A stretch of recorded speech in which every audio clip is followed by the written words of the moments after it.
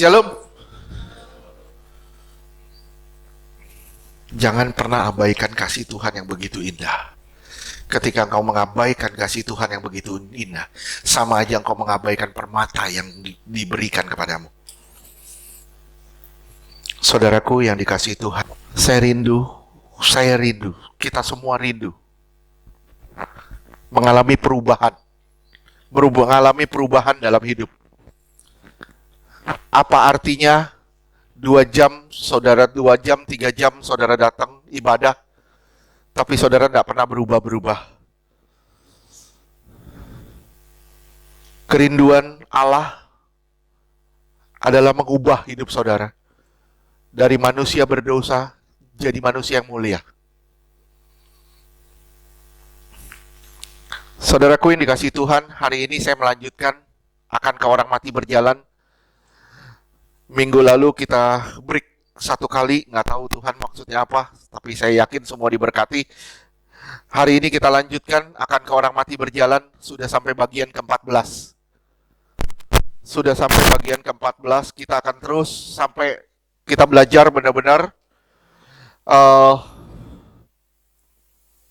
mengalami perubahan dalam hidup. Saudaraku yang dikasihi Tuhan, kita sudah masuk di ruang operasi. 2 minggu lalu. Kita sudah bahas aspek yang terjadi terhadap sesama, terhadap diri sendiri, dan terhadap Tuhan. Ruang operasi adalah di ruang suci.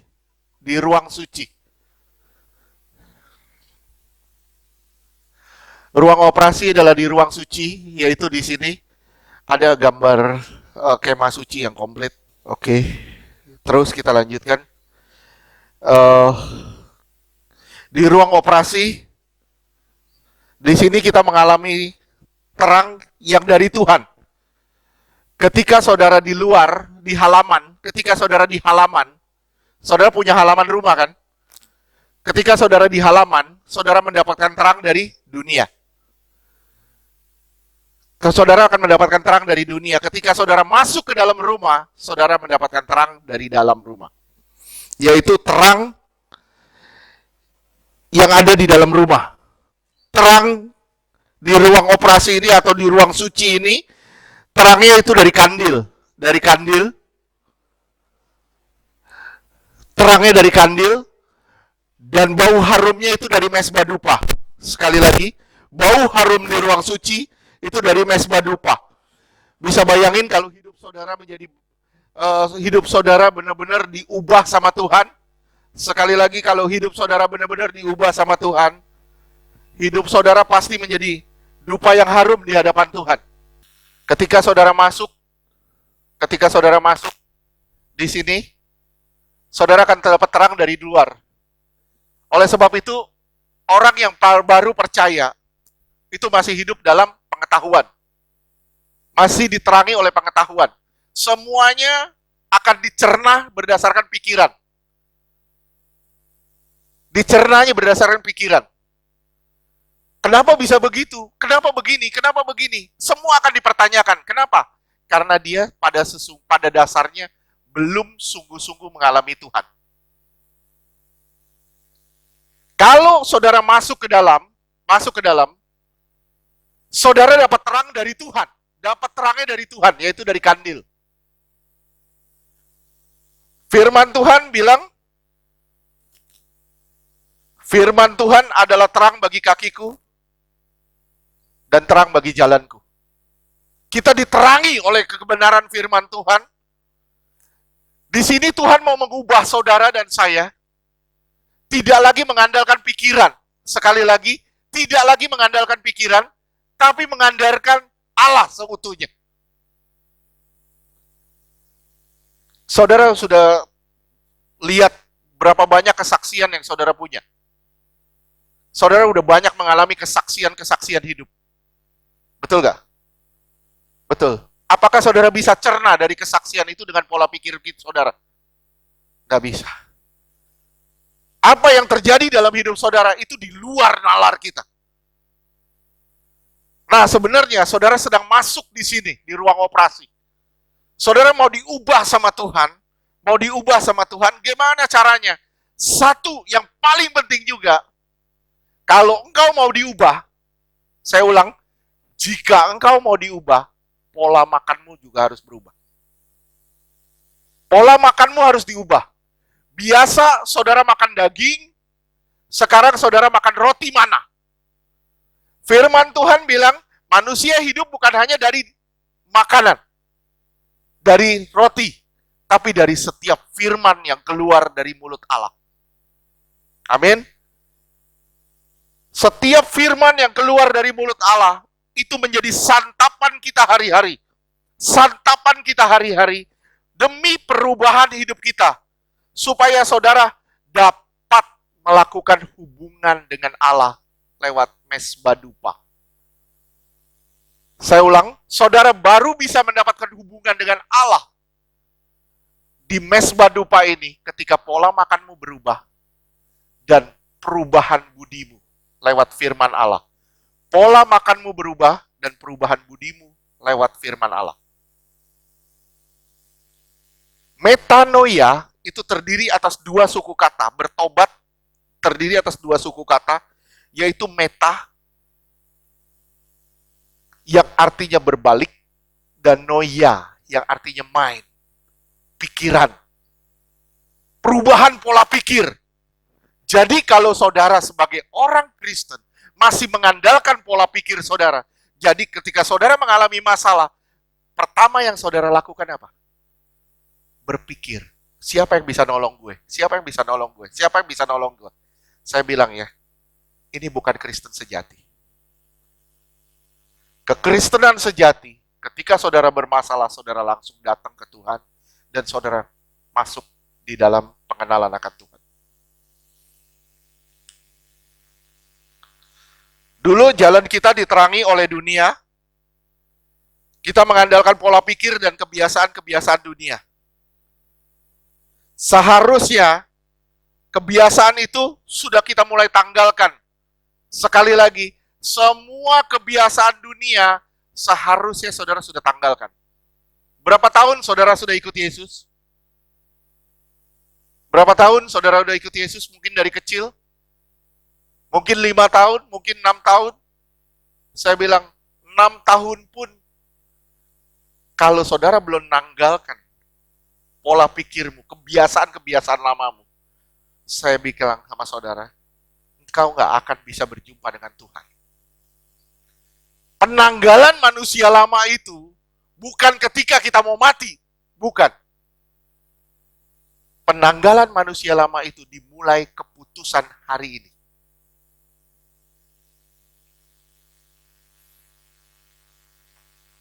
Seharusnya kita sudah mengandalkan Tuhan hari ini. Semua terjadi lewat perubahan pola makan kita di sini. Dan luar biasanya ketika saudara masuk ke dalam ruang suci, di sini tidak bisa tidak terjadi peperangan. Tidak bisa tidak terjadi peperangan. Peperangan antara daging dengan roh. Tahap ini adalah tahap yang sangat tidak menyenangkan. Saudara dibawa ke Ukraina.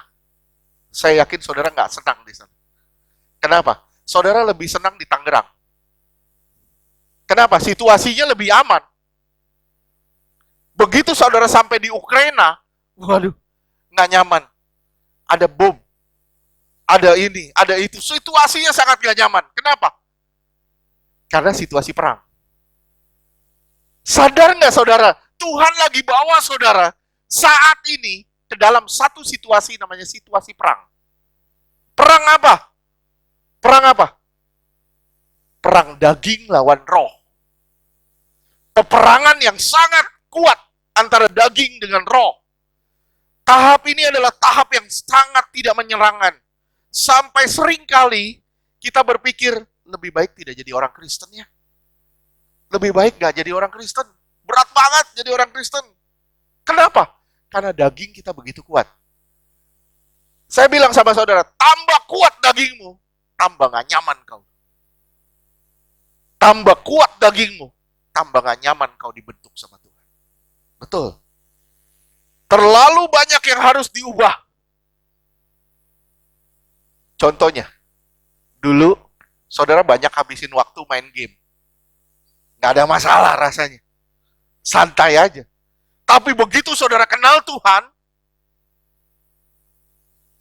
dibilangin, woi main game jangan, gak boleh lu, gak main game begini. Nonton jangan terlalu lama lu, begini, nonton YouTube jangan terlalu lama. Mulai, aduh gak enak nih. Gak enak nih. Saudara datang ke gereja. Saudara dengar hamba Tuhan berkhotbah tentang berkat. Sama hamba Tuhan berkhotbah tentang perubahan. Mana yang lebih nyaman? Pasti yang lebih nyaman buat kita, di mana kita tidak disentuh kedagingan kita. Tenang aja, lu diberkati. Tenang aja. Sorry, maaf. Saudara datang ke Tuhan. Saudara menghampiri hatinya, bukan dompetnya. Saudara menghampiri Tuhan, menghampiri hatinya, bukan dompetnya, pribadinya. Ya Pak, tapi kalau saya dapat pribadinya, kan saya dapat dompetnya. Itu namanya ada udang di balik batu.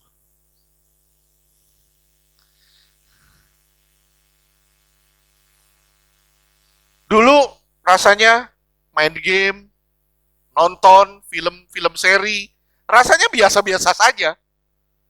Tapi begitu saudara ketemu Tuhan, saudara akan ngerasain. Kalau benar-benar saudara ketemu Tuhan ya, sekali lagi ya, kalau saudara benar-benar ketemu Tuhan, saudara akan ngerasain banyak waktumu hilang. Saya nggak bilang kalau orang belum bertemu Tuhan. Kalau saudara benar-benar sudah jumpa Tuhan, saudara pasti akan ngerasain, habis waktu gue nih begini. Saudara akan sebel sendiri. Saudara akan sebel sendiri suatu hari. Percaya deh. Suatu hari saudara nonton begini, sebel gue, waktu gue habis.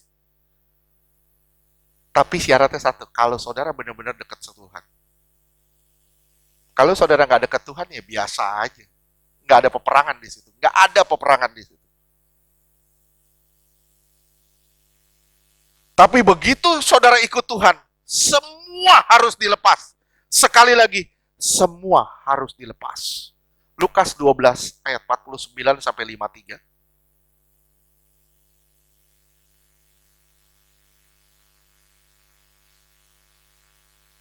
Lukas 12 ayat 49 sampai 53. Iya, oke. Lukas 12 ayat 49. Aku datang untuk melemparkan api ke bumi, dan betapakah aku harapkan api itu telah menyala. Lihat ya, aku datang untuk melemparkan api. Bukan untuk memadamkan api, tapi lempar api. Begitu api terlempar, begitu api itu menyala, daging yang harus dikorbankan. Terus lanjut 450. Lukas 12 ayat 50. Aku harus menerima baptisan, dan betapakah susahnya hatiku sebelum hal itu berlangsung. Ya, aku harus disalib. Tapi sebelum aku mati di kayu salib, betapa susah hal itu. Saudara, saya bilang ya, Tuhan cuma yang ngasih tunjuk begini nih sama saudara nih. Kalau mau mati sama aku, susah loh. Nggak gampang loh. Jelaskan di sini bilang, betapa susah hatiku sebelum hal itu berlangsung.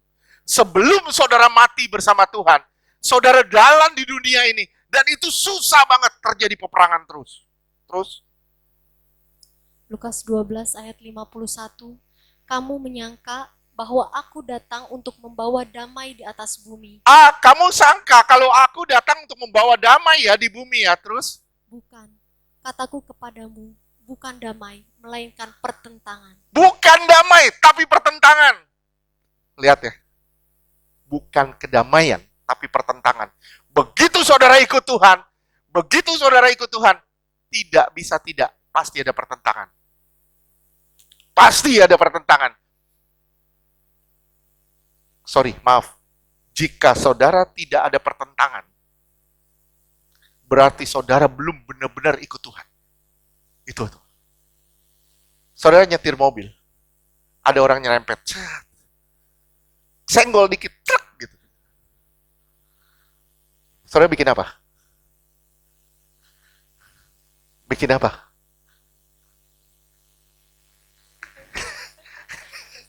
Di sini gampang ngomong haleluya, coba praktekin. Keluar tanduk. Begitu kita jalan, dipepet, apa yang terjadi? Coba lihat. Lihat ya. Kalau saudara marah, itu biasa. Jika saudara diam, jika saudara dipepet, saudara tetap diam. Mobilmu lecet, saudara tetap diam. Ada pertentangan nggak di situ? Ada gejolak nggak di hati?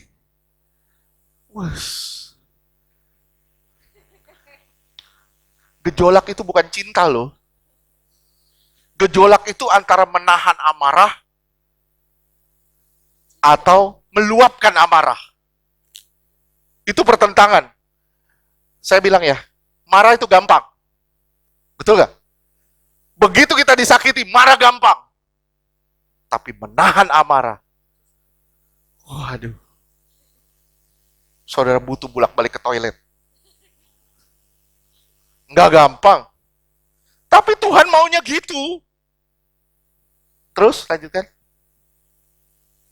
Lukas 12 ayat 52. Lihat ya. Lihat, baca baik-baik sini. Terus. Karena mulai dari sekarang akan ada pertentangan. Kalau api itu sudah menyala di dalammu, terus. Antara 5 orang di dalam satu rumah, 3 melawan 2 dan 2 melawan 3. Ketika api itu sudah menyala di dalammu, pasti ada pertentangan. Gak mungkin gak. Bohong kalau enggak. Dan saudara masuk ke dalam situasi yang gak nyaman. Kita bisa meluapkan amarah kita. Tapi karena firman Allah, kita redam semuanya. Wah Pak, diredam nanti munculnya bisul Pak. Percayalah, bersama Tuhan, saudara dan saya cakap menanggung segala perkara. 53.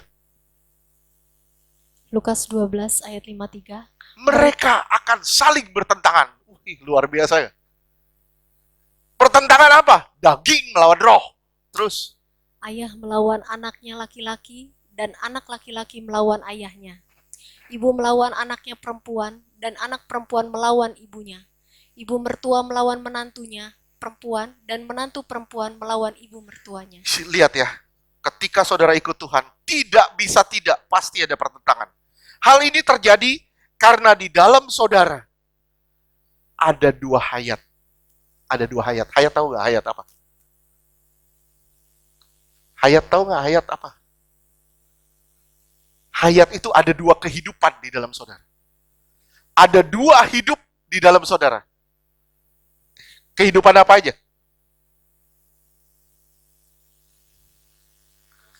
Roh sama daging. Oke. Kehidupan yang pertama itu dari Adam. Kehidupan yang pertama itu dari Adam. Kehidupan yang kedua dari Kristus. Dari Adam itu hayat yang jatuh, hidup yang jatuh. Tapi dari Kristus itu adalah hidup yang bangkit. Hidup yang bangkit, bertolak belakang, satu ke bawah, satu ke atas. Ada 2 kehidupan di dalam saudara. Betul gak sih? Nggak mungkin saudara nggak bertentangan. Kalau saudara nggak bertentangan, berarti saudara bukan Kristen sungguhan.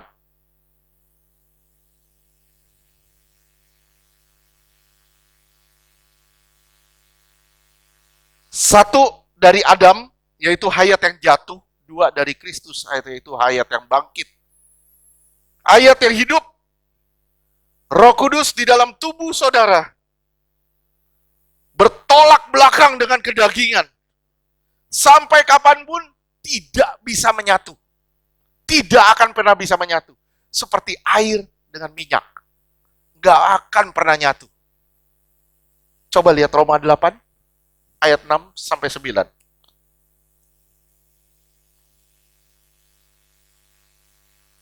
Roma 8 ayat 6, karena keinginan daging adalah maut, tetapi keinginan roh adalah hidup dan damai sejahtera. Oke, terus 7. Roma 8 Lihat ya, ayat 7, beda keinginan daging sama keinginan roh itu bertolak belakang. Terus, sebab keinginan daging adalah perseteruan terhadap Allah, perseteruan terhadap Allah. Terus, karena ia tidak takluk kepada hukum Allah. Hal ini memang tidak mungkin baginya. daging nggak bakal bisa takluk pada hukum Allah. Nggak akan. Terus, Roma 8 ayat 8, mereka yang hidup dalam daging tidak mungkin berkenan kepada Allah. waduh.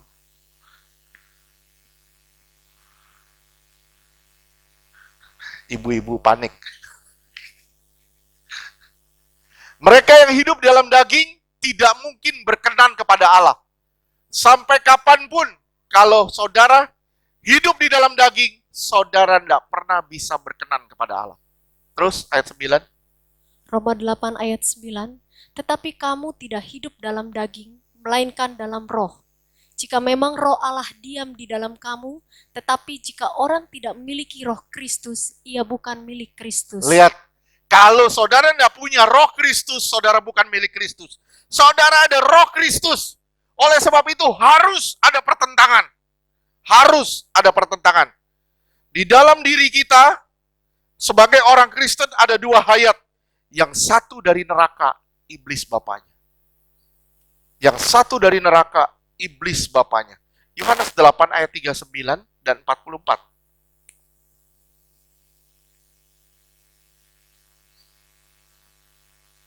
Yohanes 8 ayat 39, jawab mereka kepadanya, Bapa kami ialah Abraham.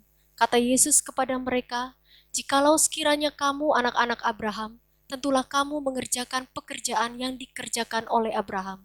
Lihat ya, Tuhan negur gini, kalau kamu benar-benar anak Abraham, kamu lakuin dong apa yang dilakuin Abraham. Ayat 44. Yohanes 8 ayat 44, iblislah yang menjadi bapamu, dan kamu ingin melakukan keinginan-keinginan bapakmu. Ketika kita ingin melakukan semua, memuaskan segala bentuk kedagingan, iblislah bapak kita. Saudara mau marah, saudara blek marah aja. Saudara mau bikin dosa, saudara blek bikin dosa aja. Saudara mau hidup suka-suka, saudara blek hidup suka-suka saja. Saya bilang, dengar ya, simak ya. Jangan kaget, iblislah bapamu. Terus? Ia adalah pembunuh manusia sejak semula dan tidak hidup dalam kebenaran, sebab di dalam dia tidak ada kebenaran. Apabila ia berkata dusta, ia berkata atas kehendaknya sendiri, sebab ia adalah pendusta dan bapa segala dusta. Oke. Lihat, dia adalah pendusta dan bapa segala dusta. Simak ya. Sekarang Roma 8 ayat 15. Tadi saya bilang, di dalam kita ada dua hayat. Yang pertama, dari neraka, iblislah bapaknya. Yang kedua, dari sorga, Allah lah bapaknya. Roma 8 ayat 15. Roma 8 ayat 15, sebab kamu tidak menerima roh perbudakan yang membuat kamu menjadi takut lagi, tetapi kamu telah menerima roh yang menjadikan kamu anak Allah. Oleh roh itu kita berseru, ya Aba, ya Bapa. Kita bisa berseru kepada dia, ya Abah, ya Bapa. Dialah Bapa kita. Kenapa? Karena kita sudah tidak hidup di dalam ketakutan lagi. Berapa banyak hari ini orang hidup di bayang-bayang ketakutan. Ketakutan adalah satu ciri saudara belum benar-benar percaya kepada Tuhan. Sekali lagi, ketakutan adalah satu ciri saudara belum benar-benar berakar di dalam Tuhan. Tambah engkau takut, tambah engkau bermasalah sebenarnya. Sekali lagi saya ulang, tambah engkau takut, tambah engkau bermasalah. Saudara harus menyadari, hayat daging itu bobrok, rusak, penuh dosa, cemar. Dan ini harus ditanggalkan. Tapi hayat Allah itu suci, kudus, penuh kasih, mulia. Dua hayat di dalam diri kita tidak mungkin tidak ada peperangan. Hayat yang sangat bertolak belakang. Yang satu rusak, bobrok, cemar, dosa. Yang satu kudus, mulia, penuh kasih. Ini pasti bertentangan dan bertolak belakang. Di satu sisi daging kita bilang bantai, habisin, pukul, hajar, usir, semua. Tapi di sisi lain, Tuhan bilang, ampuni, kasihi, berkati. Pernah ngalamin gitu gak? Pernah gak? Pernah gak? Itu pertentangan loh. Yang menang mana? Yang menang yang mana? Yang hajar, yang bantai, atau yang berkati, yang ampuni? Yang menang yang mana? Kalau yang menang yang mengampuni, saudara sudah memberi makan Roh Kudus di dalam saudara. Hayat daging itu cenderung pada dosa dan kesenangan diri sendiri. Tapi hayat Allah arahkan saudara pada kebajikan dan mengasihi Allah. Tambah daging dibiarkan, tambah banyak kematian. Simak ya. Tambah daging dibiarkan, tambah banyak kematian di dalam tubuh kita. Tambah saudara tidak peka akan suara Allah. Saya kasih satu contoh. Media kemarin kasih satu kesaksian bagus. Dia dibangunin jam 3 kurang 10. Betul? Dibangunin 3 kurang 10. Dia bilang apa? 10 menit lagi Tuhan. 10 menit lagi. Tidur. Bangun lagi jam 4 kurang 5. 5 menit lagi Tuhan. Kebablasan lagi. Bangun lagi jam 6. Mana sudah mencair. Saya pernah ngomong sama saudara, kalau ini dibiarkan 1 kali, 2 kali, 3 kali, saudara akan terbiasa untuk tidak menyembah Tuhan. 1 kali, 2 kali, 3 kali, saudara tidak peka, saudara abaikan suara Tuhan, saudara abaikan saja suara Tuhan, saudara akan lihat ke depannya, saudara nggak peka lagi sama suara Tuhan. Nggak bakal peka lagi sama suara Tuhan. Kenapa? Karena itu kerjaan roh jahat.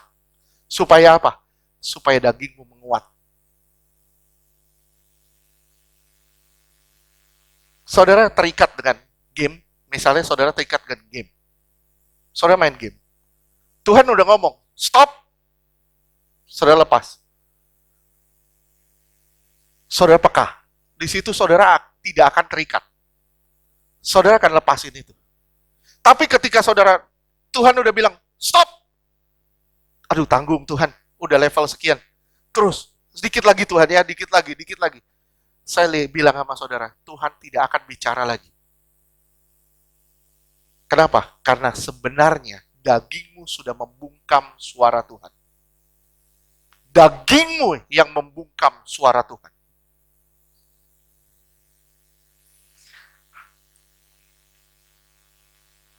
Tambah daging dibiarkan, tambah banyak kematian dalam tubuh kita. Tambah tidak peka kita akan suara Allah.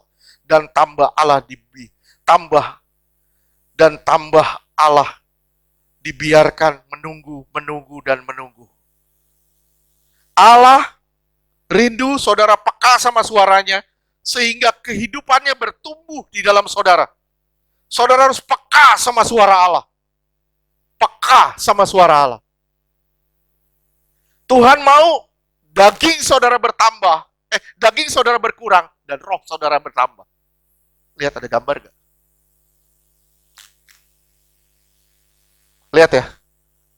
Manusia roh di titik 0, manusia daging akan mencapai titik puncak. Kenapa? Karena ini pertentangan. Ini namanya manusia daging. Manusia daging. Kenapa? Karena dagingnya menguasai hidupnya.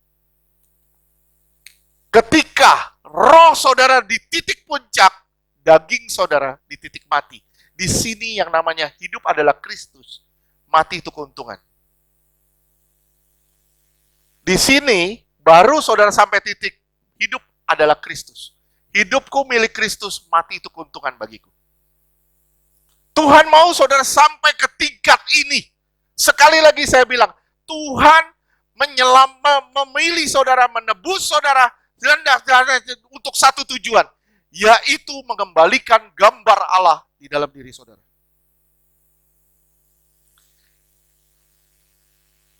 Saya kasih contoh gini, saya kasih contoh satu lagi. Misalnya ini timbangan. Ini timbangan.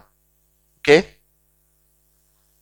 Di sini ada 10 kilo batu bata. Oke? Di sini ada 6 kilo. Berat mana? Berat yang 10 kan? Gimana caranya supaya beratnya pindah? Gimana caranya? Yang 10 harus dikurangi, harus diambil. Betul? Ketika yang 10 diambil, beratnya akan berpindah. Saya rindu saudara memahami ini. Semua sisi daging kita ambil. Kita buang. Semua sisi daging kita buang. Baru sisi roh kita baru menguasai kita. Kalau engkau tidak membuang sisi dagingmu, roh tidak pernah berkuasa di dalammu. Kita lihat ya, sebagian saya yakin udah tahu, sebagian besar udah tahu, kisah Yakub dan Esau. Udah tahu kan? Udah kan? Saya selalu nanya sama saudara, apakah Yakub seorang penipu? Yakub penipu bukan? Penipu bukan? Yakub itu bukan penipu. Sampai kapanpun Yakub bukan penipu. Kenapa? Karena Allah yang menubuatkan dia. Kejadian 25 ayat 22 dan 23.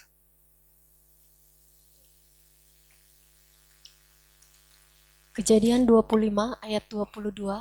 Tetapi anak-anaknya bertolak-tolakan. Bertolak-tolakan. Ada pertentangan di dalam rahim. Terus. Dan ia berkata, jika demikian halnya, mengapa aku hidup? Nah, jika demikian, kenapa aku harus hidup? Di sini, jawaban Tuhan apa?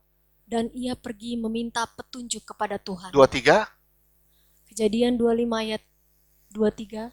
Firman Tuhan kepadanya, dua bangsa ada dalam kandunganmu. Dua bangsa ada di dalam kandunganmu. Ada daging, ada roh. Terus. Dan dua suku bangsa akan berpencar dari dalam rahimmu.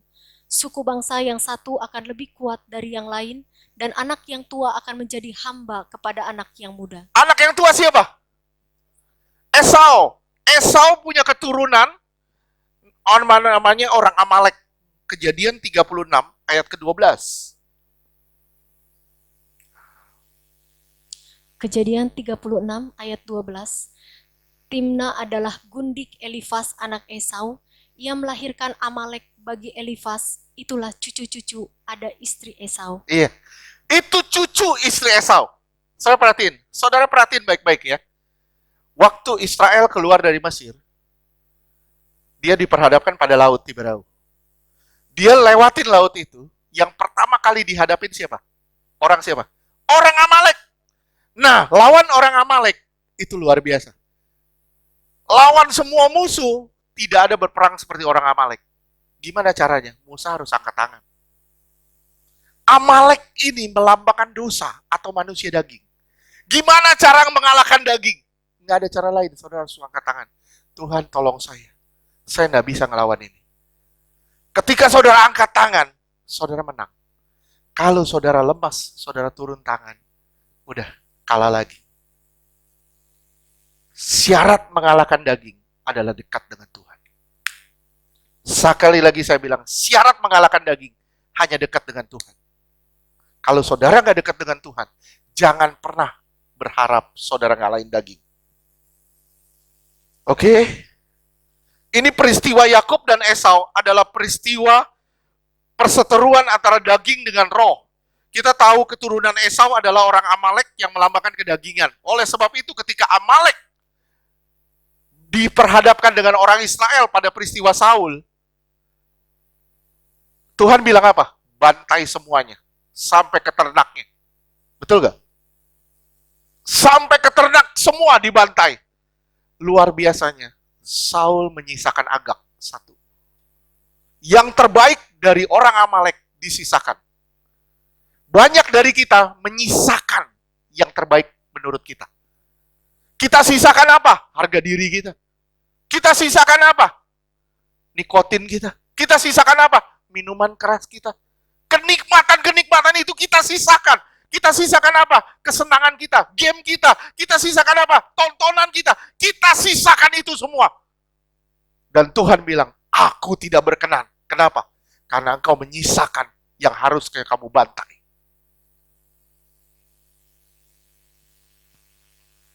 Keturunan Yakub adalah Israel yang melambangkan manusia roh. Orang rohani, saudara simak ya, simak baik-baik. Orang yang rohani bukan orang yang fasih bicara tentang Tuhan. Bukan orang yang fasih bicara tentang Tuhan. Orang yang rohani bukan orang yang banyak bicara tentang Tuhan atau fasih bicara tentang Tuhan.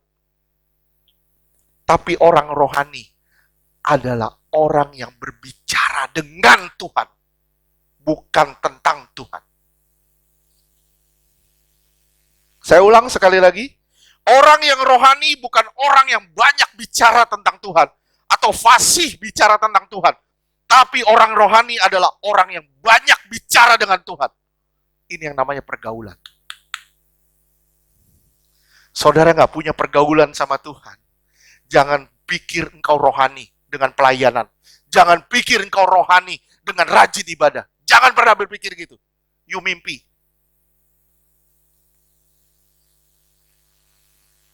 Orang yang rohani adalah orang yang bergaul dengan Tuhan. Bicara dengan Tuhan. Oke? Ibrani 8 ayat 11. Ibrani 8 ayat 11, dan mereka tidak akan mengajar lagi sesama warganya atau sesama saudaranya dengan mengatakan, kenalah Tuhan. Kenalah Tuhan, terus? Sebab mereka semua, besar kecil, akan mengenal aku. Lihat ya, lihat simak baik-baik. Ini ada kata dua kenal. Menurut saudara ini sama enggak? Sekarang, saudara lihat, simak baik-baik. Kenal yang pertama itu pakai bahasa Yunani ginosko. Yang artinya pengenalan berdasarkan knowledge atau pengetahuan. Saudara baca Alkitab tanpa tuntunan roh, saudara sekolah Alkitab, saudara sekolah Alkitab, itu pengetahuan. Tapi yang kedua di sini, besar kecil akan mengenal, pakai kata eido. Eido. Yang artinya pengenalan batin. Heart to heart. Pengenalan batiniah. Apa maksudnya dua kata ini? Yang artinya satu, saudara mengenal secara pengetahuan. Dua, saudara harus masuk dalam pengenalan pribadi. Baru saudara komplit di dalam satu pengenalan. Saudara mau punya gelar sepanjang kereta. Tapi kalau saudara nggak punya hubungan dengan Tuhan, nol.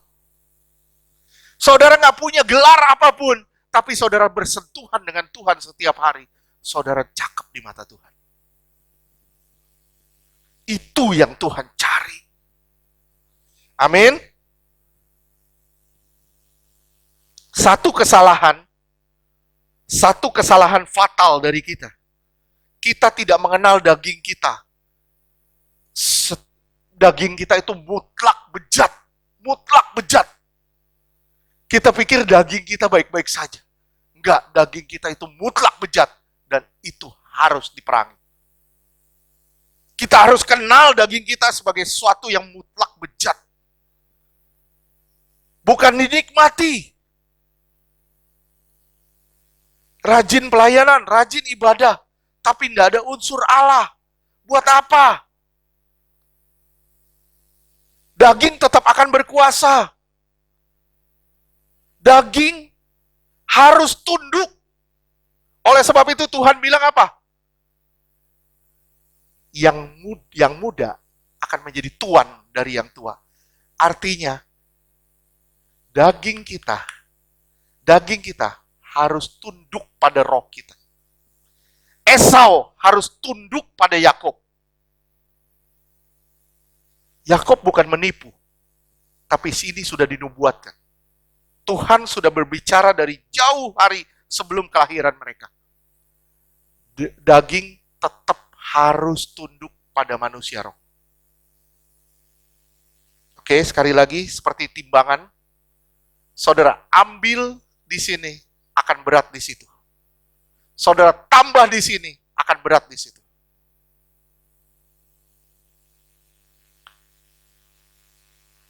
Saudara harus benci yang namanya dosa. Saudara harus benci yang namanya dosa. Jangan biarkan daging itu berkuasa. Buat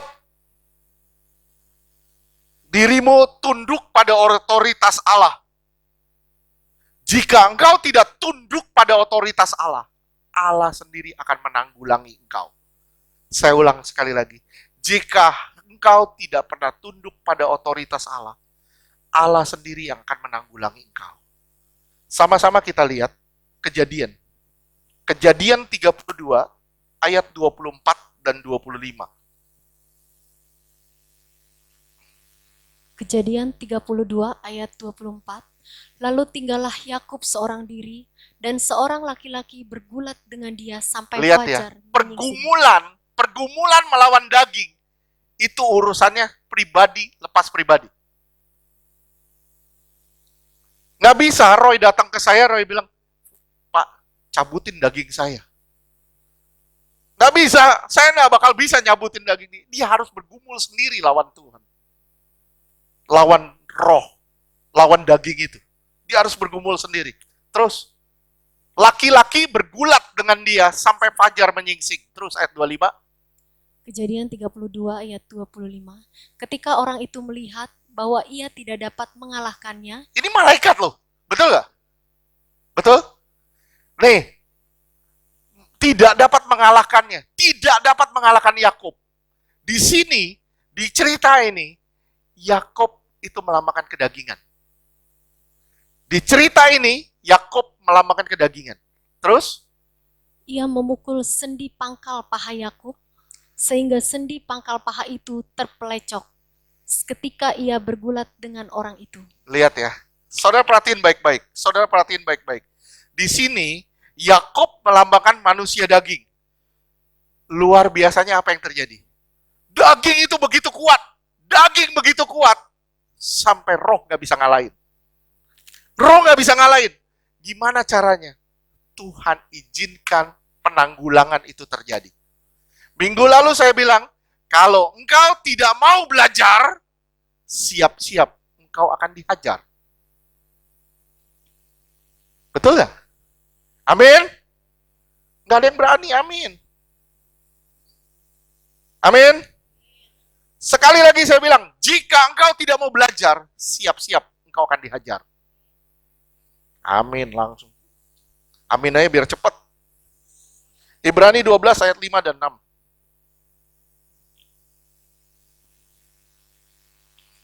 Ibrani 12 ayat 5.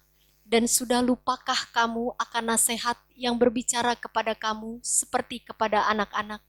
Hai anakku, janganlah anggap enteng didikan Tuhan, dan janganlah putus asa apabila engkau diperingatkannya. Lihat ya, kamu harus dipukul dulu pangkal pahanya, baru kamu pincang. Begitu kamu pincang, kamu pakai tongkat. Artinya apa? Engkau andalin tuh anugerah Tuhan. Kadangkala begitu kerasnya kita, sampai kita harus dipukul dulu. Begitu keras kita, begitu keras kepalanya kita, sampai kita mengizinkan pukulan itu terjadi. Halo? Bisa terima? Bisa? Bukan saya ngomong, firman Tuhan yang ngomong loh. Jika engkau tidak mau belajar, engkau akan dihajar. Lihat ya, di sini. Terus, lanjutkan ayat 6. Ibrani 12 ayat 6. Karena Tuhan menghajar Orang yang dikasihinya, dan ia menyesah orang yang slay, orang yang diakui sebagai anaknya. Jika engkau adalah anak, engkau harus dihajar. Kenapa? Karena engkau dikasihi sama dia. Tuhan gak mau engkau terhilang. Tuhan gak mau engkau menyimpang. Banyak sekali saya ngelihat, begitu orang dihajar, begitu orang sakit, begitu orang bermasalah, baru bilang, Tuhan, saya nyerah Tuhan. Saya nyerah Tuhan. Begitu sehat lagi, begitu kita bilang lagi, siapa yang bilang saya nyerah? Saya belum menyerah. Simak ya. Saya pernah kasih contoh ini. Misalnya, saya datang ke orang sakit. Saya datang. Saya bawa apa? Saya bawa bunga layu. Orang sakit itu bilang apa? Pak, kok bawa bunga layu? Saya bilang, iya, waktu sehat. Lu mau pelayanan? Nggak mau. Lu mau mengerjakan buat Tuhan? Nggak mau. Mau ini, sibuk. Mau itu, sibuk. Banyak kerjaan. Banyak ini, banyak urusan. Begitu udah sakit, janjinya banyak. Begitu sakit, saya siap melayanimu Tuhan. Lu kasih bunga layu ke Tuhan.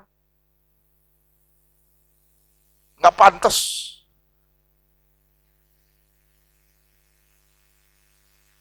Nggak bagus kayak gitu. Justru selagi sehat, serahin hidupmu buat Tuhan. Saya ulang, selagi sehat, serahin hidupmu buat Tuhan. Sebelum pangkal pahamu Yakub dipukul, dia menjadi cacat. Dia baru tidak mau bertobat. Tapi begitu dia sudah dipukul, pangkal pahanya dia cacat, mulai dia bertobat. Saudara simak ya. Allah pun kalah. Saya kasih tanda kutip. Allah pun kalah. Roh pun kalah. Kenapa? Karena roh penurut, daging lemah. Roh kalah. Kenapa? Karena kita membiarkan dia kalah. Tuhan mau apa? Fight. Fight. Hidup tanpa perjuangan, bagaikan langit tanpa bintang.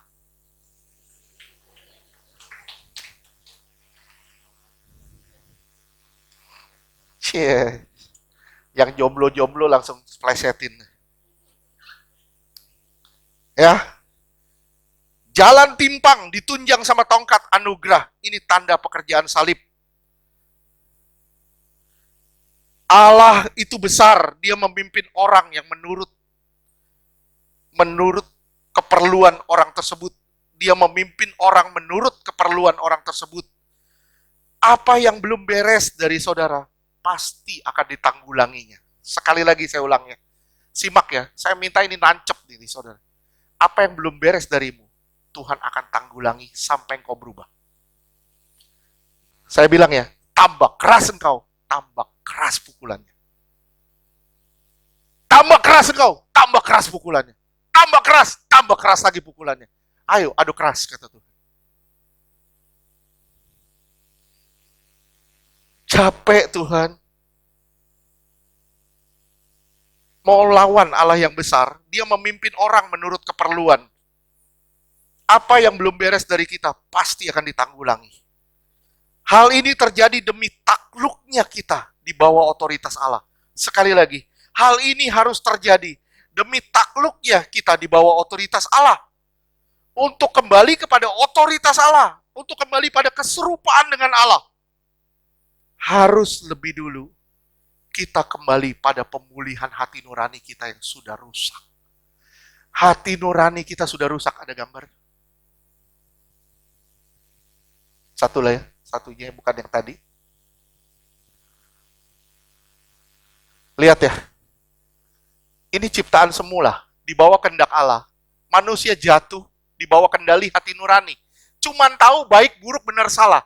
Orang yang beribadah atau pelayanan, hanya tahu baik, buruk, benar, salah. Dia jatuh di dalam kendali hati nurani. Kendali hati nurani, itu membawa saudara jatuh di tingkat yang paling parah, yaitu kerusakan manusia. Rusak. Tuhan memberi hukum Taurat. Tujuannya apa? Supaya manusia kembali lagi ke gambar Allah. Tapi hukum Taurat tidak bisa menyelamatkan. Yesus yang bisa membawa saudara kembali. Oleh sebab itu, dari manusia yang rusak, kita ini sudah rusak. Mungkin nggak kita langsung kembali ke sini? Mungkin nggak? Enggak, kita harus kembali dulu ke sini. Di dalam kendali hati nurani. 1 Timotius 1 ayat ke-5, saya kalau jelasin ini kayaknya nggak bakal keburu. Kita lanjutkan minggu depan. 1 Timotius 1 ayat 5, tujuan nasihat itu ialah kasih yang timbul dari hati yang suci, dari hati nurani yang murni. Hati nurani saudara harus murni. Baru saudara bisa memberikan nasihat kepada orang. Terus? Dan dari iman yang tulus ikhlas. Iya. Terus, Ibrani 10 ayat 22.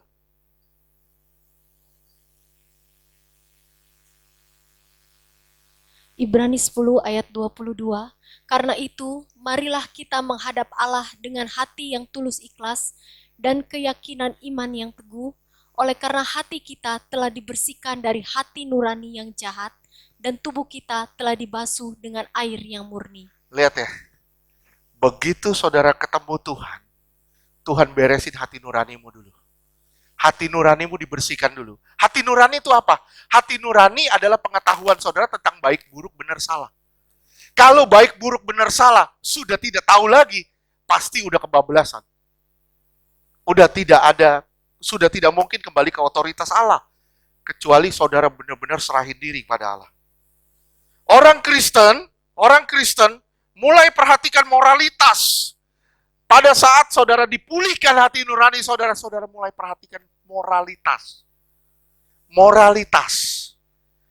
Gini, dulu pacaran cium-ciuman, dulu pacaran pangku-pangkuan kayak spirit doll. Pangku-pangkuan, pacaran, pacaran kok kayak gitu. Nah, begitu kita dipulihkan hati nurani kita, kita mulai belajar. Jaga jarak ya. Jaga jarak. Sama pacar kita jaga jarak.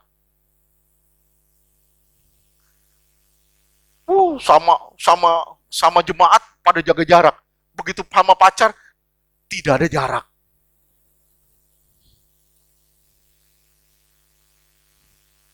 Begitu sama jemaat, salam-salaman, takutan. Begitu sama pacar, jangankan salam-salaman, peluk-pelukan. Udah kacau. Orang Kristen kembali kepada hati nurani, mulai perhatikan moralitas.